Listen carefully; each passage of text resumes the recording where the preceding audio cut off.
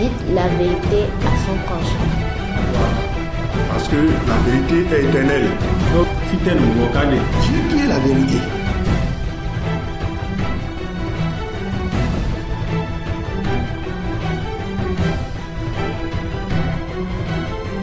Bien-aimés dans le Seigneur Jésus-Christ, nous souhaitons la bienvenue sur notre chaîne La Voix de l'Éternel Dieu.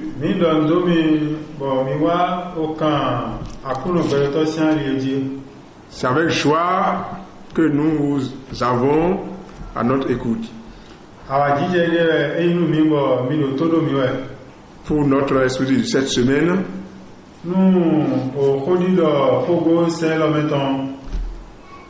Nous avons la joie de partager la vérité de Dieu avec vous. C'est la vérité éternelle. C'est la vérité ne change pas. C'est la vérité sauve. Jean 18, verset 37 à 38. Et Jésus, en répondant à Pilate, qui lui a demandé qu'est-ce que la vérité? Il n'a pas répondu à Pilate. Parce que la vérité est éternelle. Sans amener à aborder le thème de cette semaine qui est intitulé Jusqu'à la mort, lutte pour la vérité.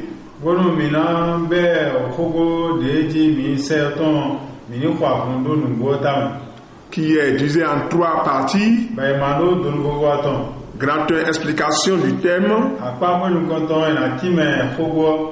Et des groupes de mots comme jusqu'à la mort. Lutte pour la défense. Et nous avons défini ce que c'est que la vérité. Alors, Dieu a créé l'homme pour lui être fidèle de sa naissance jusqu'à la mort. Il va obéir à sa loi. C'est pourquoi, comme il a créé Adam dans le jardin d'Éden, il lui a dit: cultive ce jardin, sois ma fidèle. L'arbre qui est au milieu du jardin, tu n'es pas autorisé à manger de son fruit, mais tu peux manger tous les fruits de ce jardin. Donc c'est une vérité éternelle que Dieu a donnée à Adam. Mais le diable, dans sa chute, a pensé que l'homme ne serait pas fidèle à Dieu. C'est pourquoi il est arrivé pour sauver le mensonge, afin de les détourner de la vérité. Et dès qu'ils ont désobéi à la vérité, ils sont allés loin de Dieu. Ils ne sont arrêtés fidèles jusqu'à la mort. Nous allons aborder ensuite la partie qui constitue la lutte. Lutte pour la vérité. Défendre la vérité. Lutter pour maîtriser soi-même.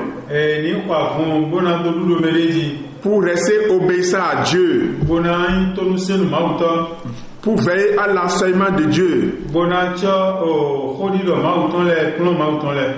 Pour veiller à ne pas donner la main à la tentation. Pour ne pas écouter la voix du diable. Nous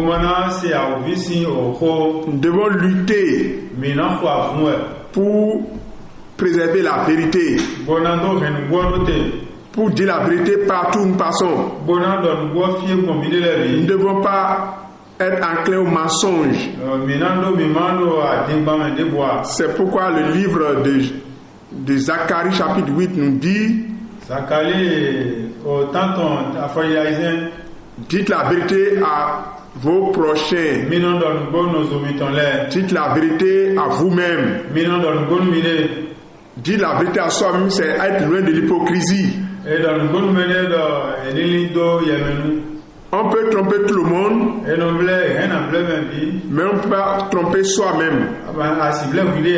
C'est pourquoi le livre de Éphésiens, chapitre 6, verset 12, nous dit lutter. Ce n'est pas contre la chair et le sang que nous voulons lutter. Nous n'avons pas lutté contre la chair et le sang, mais contre les princes de ce monde, contre les esprits méchants des lieux célestes. Cette lutte-là, elle est permanente.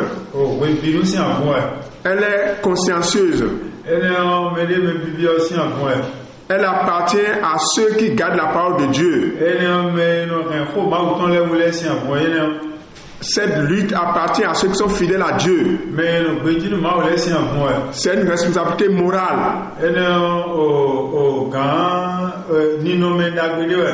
C'est pour cela que la vérité, dans sa définition, nous dit que c'est le respect de la parole de Dieu. La parole de Dieu est la vérité. Et Jésus nous dit dans le livre de Jean chapitre verset 6, dans le Jean chapitre du verset 6, chapitre du verset 6, qu'il est le chemin, la vérité et la vie. Donc la vérité est Dieu. Cette vérité-là, nous devons la préserver. Elle doit être en nous pour que nous la pratiquions. C'est pour ça qu'il nous a été recommandé de ne pas mentir à notre voisin, de dire la vérité à nos proches. Puisque le mensonge vient du diable. Il est le père du diable depuis le commencement. Il est le père du mensonge depuis le commencement. Pour cela, le psaume 51, verset 8 nous dit, il dit, mais tu veux que la vérité soit au fond du cœur. Nous devons garder la vérité dans notre cœur. Nous devons garder la parole de Dieu dans notre cœur. Et nous devons penser à dire la vérité à notre proche. Nous allons fuir le mensonge. Et l'Esprit de Dieu est la vérité. C'est pourquoi nous dit dans Jean chapitre 16, verset 11 à 13, j'ai encore beaucoup de choses à vous dire. Lorsque l'Esprit de vérité sera là, il vous conduira dans toute la vérité. Il vous annoncera toutes choses, les choses à venir. La vérité est Dieu. C'est la parole de Dieu. Et nous devons la propager.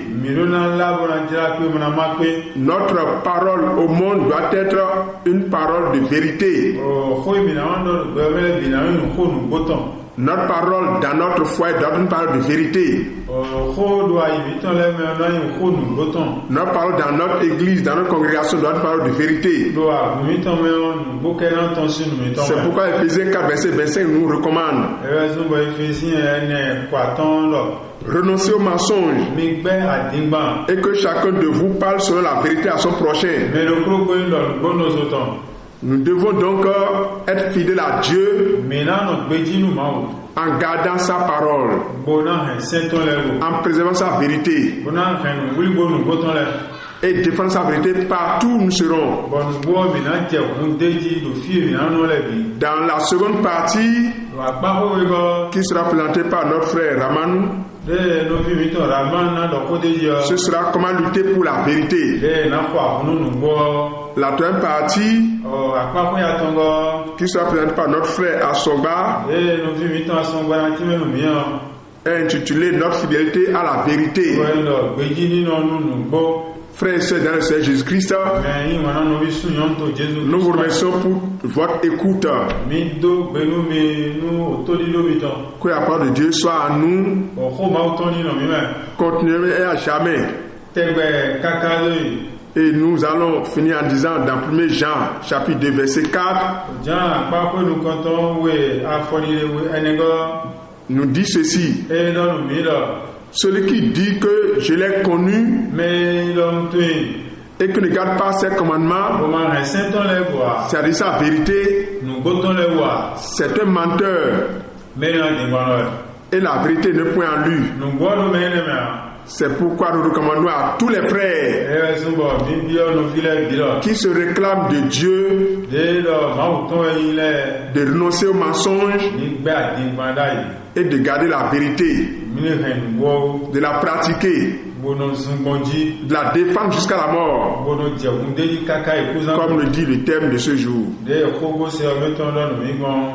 Que la parole de Dieu soit glorifiée, que la parole soit exaltée, que la parole soit bénie de maintenant et à jamais. Au nom de notre Seigneur Jésus-Christ, nous vous remercions.